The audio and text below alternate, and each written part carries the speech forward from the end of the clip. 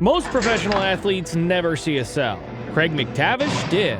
He killed a woman while drunk driving. The judge gave him 1 year. He actually served it. When he walked out in 1985, the story should have been over. It wasn't. The Oilers put him on the ice. He won championships, became captain, built a Hall of Fame career. I persevered and had a lot of support along the ways. Craig McTavish, a 25-year-old center in his 5th NHL season, ended up at the Golden Banana Club in Boston. He had been drinking steadily throughout the evening, heavily enough that the staff cut him off. They watched him walk out the door and get behind the wheel of his car anyway. Route 1 in Peabody, Massachusetts sits about 20 miles north of Boston, a straight stretch of road that connects the city to the suburbs. Just after 7:30 p.m., McTavish's car came up fast behind a Ford Pinto heading in the same direction. Police would later estimate his speed somewhere between 60 and 85 miles per hour. The impact sent the Pinto forward, skidding across 100 feet of asphalt before careening into a parking lot. The car struck 2 parked vehicles and flipped onto its driver's side, the metal frame twisting inward as it came to rest. Rescue workers arrived to find the Pinto's driver trapped inside the wreckage. They had to use the jaws of life to pull her free from the crushed compartment. Her name was Kim Radley, a 26-year-old woman from West Newfield, Maine. She and her husband Michael had been running an antique business together from their home for the past 8 years. She had a stepson named Chris. When the ambulance arrived at Salem Hospital, doctors found severe head trauma. Kim fell into a coma and never regained consciousness. 4 days later, on January 29, 1984, at 3:45 in the afternoon, Kim Radley passed away from her injuries. McTavish had already been charged with operating under the influence, driving to endanger, and driving without a valid Massachusetts license. With her passing, prosecutors upgraded the charges to vehicular homicide. McTavish became the first player in National Hockey League history to face that specific criminal charge. He had been putting together a solid season for the Bruins before the crash, recording 18 goals and 18 assists through 49 games. Now, he was facing the possibility of prison time. The sentence would come 3 months later, and what happened after that would force the league to confront a question it had never dealt with before. Before January 25, 1984, Craig McTavish was nobody special. A 9th-round draft pick in his 5th NHL season, grinding his way into a dependable role for the Bruins. He was becoming exactly the kind of player teams relied on during playoff runs, the type who earned trust through consistency rather than talent. Real progress. Proof that he belonged at hockey's highest level.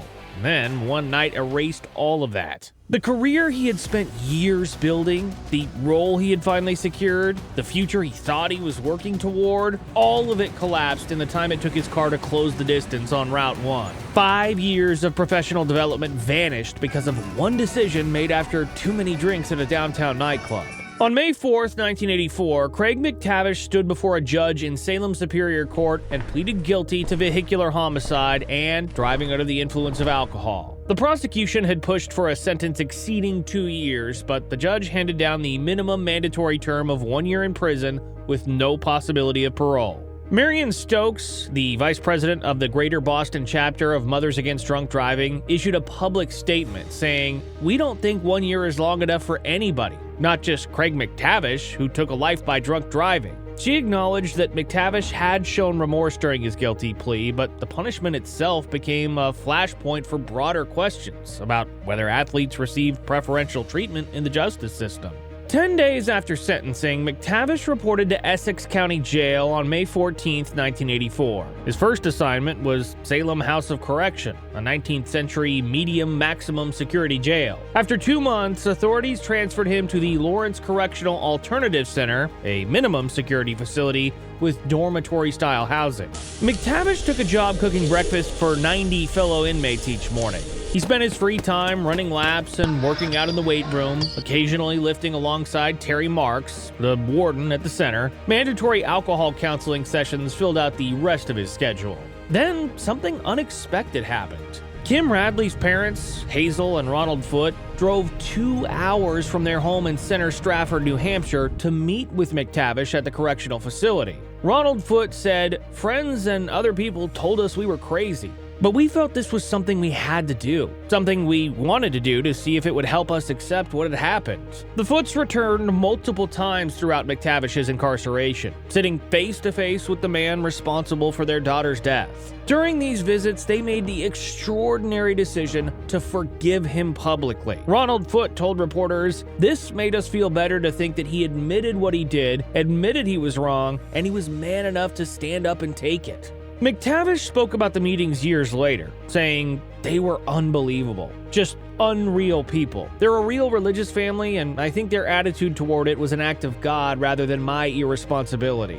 While McTavish remained behind bars in February 1985, Edmonton Oilers general manager Glenn Sather contacted him with a contract offer. The deal included one specific condition: that McTavish would never be permitted to drive the team bus under any circumstances. McTavish agreed without hesitation. When he walked out of the correctional facility in May 1985 after serving his full sentence, he spoke briefly to reporters. "It's not over, and it's not behind me. So many things remind me of what happened in my terrible mistake, in my fatal mistake."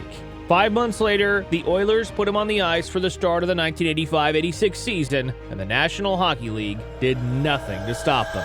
October 1985 marked Craig McTavish's return to professional hockey with the Edmonton Oilers. The league imposed no suspension beyond the year he had already served in prison. No formal punishment appeared on his record from the front office. The Oilers made no attempt to downplay his presence on the roster or limit his ice time. They simply inserted him into the lineup as a defensive center and moved forward with their season.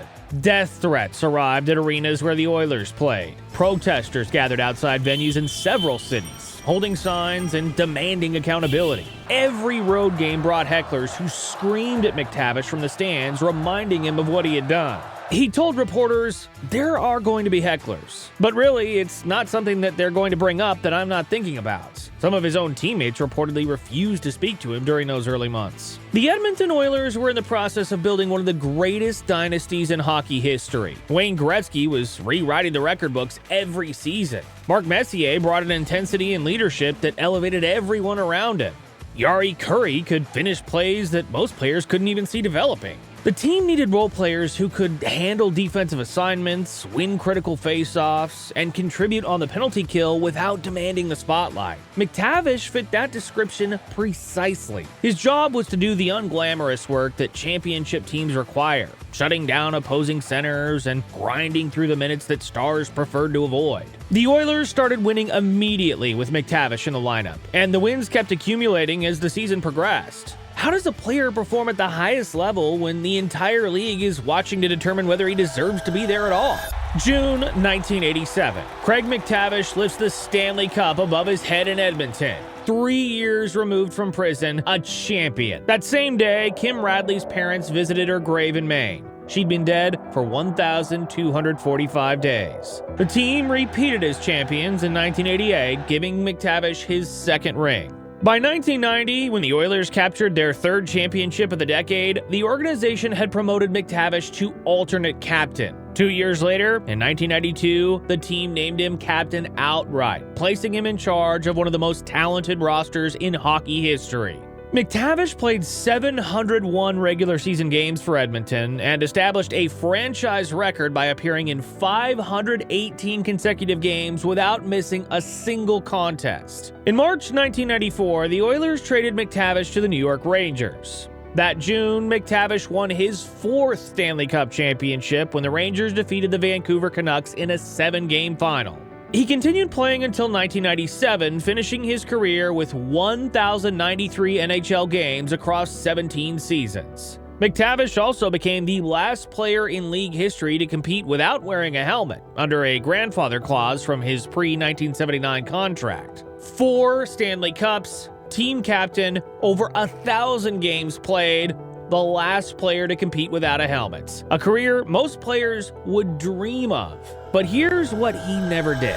Craig McTavish spoke to reporters when he left prison in May 1985. "It's not over, and it's not behind me," he said. "So many things remind me of what happened in my terrible mistake, in my fatal mistake.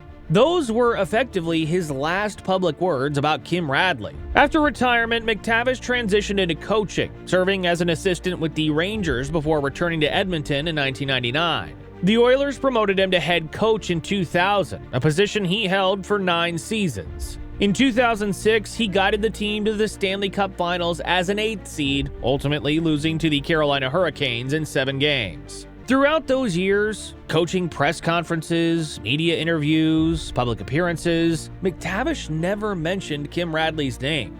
Not once. When the Oilers made him general manager from 2013 to 2015, overseeing all hockey operation decisions, he continued his silence. No victim advocacy work appears in any public record, no donations to organizations fighting drunk driving, no speeches at high schools beyond the court-mandated talks he gave in 1985, no attempt to use his platform as a champion, as a captain, as a coach, as a general manager to acknowledge the life he took or prevent others from making the same choice. The speeches he delivered to high school students about the dangers of drinking and driving in 1985 didn't continue after his release from prison. McTavish has not publicly discussed the case in recent decades. Multiple interview requests over the years have been declined. 40 years of silence. The NHL celebrated his return. Edmonton made him a captain. They inducted him into their Hall of Fame. And through it all, he never said her name again. When McTavish built a second act that spanned decades,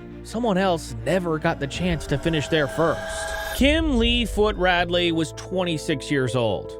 She graduated from Spalding High School in Rochester, New Hampshire, attended Plymouth State College and the University of New Hampshire. She and her husband Michael ran an antique business from their home in West Newfield, Maine. Her parents, Hazel and Ronald Foot, chose to forgive McTavish, but forgiveness didn't erase the permanent absence. In 1987, when McTavish lifted his first Stanley Cup, the Foot family visited Kim's grave. In 1992, when he became team captain, Chris continued growing up without her. In 2024, when McTavish was inducted into the Oilers Hall of Fame at age 66, Kim would have been the same age. She never turned 27. In September 2003, Danny Heatley of the Atlanta Thrashers was driving his Ferrari through a residential neighborhood when he lost control on a curved road and crashed into a brick pillar. The car split in half, ejecting Heatley and his passenger, teammate Dan Snyder. Prosecutors estimated that Heatley's speed exceeded the 35-mile-per-hour limit by at least 20 miles per hour, though he had consumed alcohol below the legal limit. Snyder died 6 days later from head injuries. Heatley pleaded guilty to second-degree vehicular homicide, failure to maintain his lane, and speeding. He received 3 years of probation and was ordered to deliver 150 speeches about the dangers of excessive speed. Heatley served no jail time. Snyder's family publicly asked prosecutors not to seek imprisonment, stating that nothing would be gained by sending Heatley to prison. He continued his NHL career without interruption. The pattern repeats across decades and leagues. Elite athletes receive convictions for taking lives, serve minimal sentences, or avoid incarceration entirely, then return to their sports and continue earning millions. Craig McTavish became a coach, then a general manager. In October 2024, the Edmonton Oilers inducted him into their Hall of Fame, 40 years after killing Kim Radley. He stood on stage at age 66, accepting an award for his contributions to hockey. He didn't mention her name. He never has. Kim Radley would have been 66 years old in 2024, the same age as Craig McTavish when the Oilers honored him. Her nieces and nephews are now in their 40s, older than Kim lived to be. Her stepson Chris grew up without her at graduations, weddings, or any of the milestones that mark a family's history. Her parents demonstrated extraordinary grace through forgiveness, but that grace couldn't restore what was permanently taken. Craig McTavish is in the Hall of Fame. Kim Radley never turned 27. If you want the stories the NHL doesn't tell, subscribe to Skates and Scars. We don't protect legacies. We protect the truth.